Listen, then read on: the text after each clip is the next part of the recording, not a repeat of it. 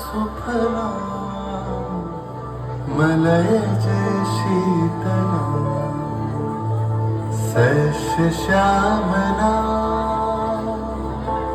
सस्यश्यामला मातरं वन्दे मातरम्। 1908 সালের 11 স্কুলে বন্দে মাতরম বলার দোষে যে বালককে বেত মারার হুমকি দিলেন ব্রিটিশ সরকার, তারই পক্ষে দাঁড়িয়ে ক্ষুদিরাম বসু ও প্রফুল্ল চাকি সাহেবের ফিটন গাড়ি লক্ষ্য করে বোমা চালালেন মুজফ্ফরপুরে। সাহেব নিহত হলেন না, তবু নাবালক ক্ষুদিরামকে ফাঁসির হুকুম দেয়া হলো। জননী গুলো তুলে বুকে শান্তনু বাস দেহ তুলে চোখে কাঁদিছে তব চরণ তলে ৩০ কোটি নরনারী।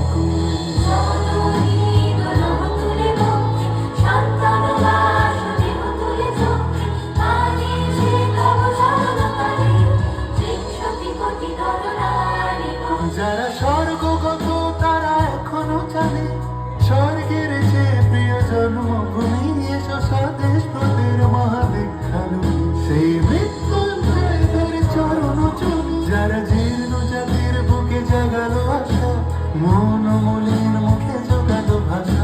আজি রক্ত কমলে গাথা আজি রক্ত কমলে গাথা মাল্য খালে বিজয় লক্ষ্মী দেবতাদেরই গলে মুক্তির মন্দির সোপানো বলি কত প্রাণ হলো বলিদান।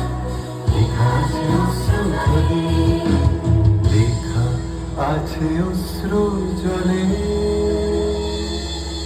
9 সেপ্টেম্বর 1915 ইংরেজদের সঙ্গে সম্মুখ সমরের স্বাধীনতা ছিনিয়ে নিতে অস্ত্র আনার পরিকল্পনা করেন যতীন্দ্রনাথ মুখোপাধ্যায়।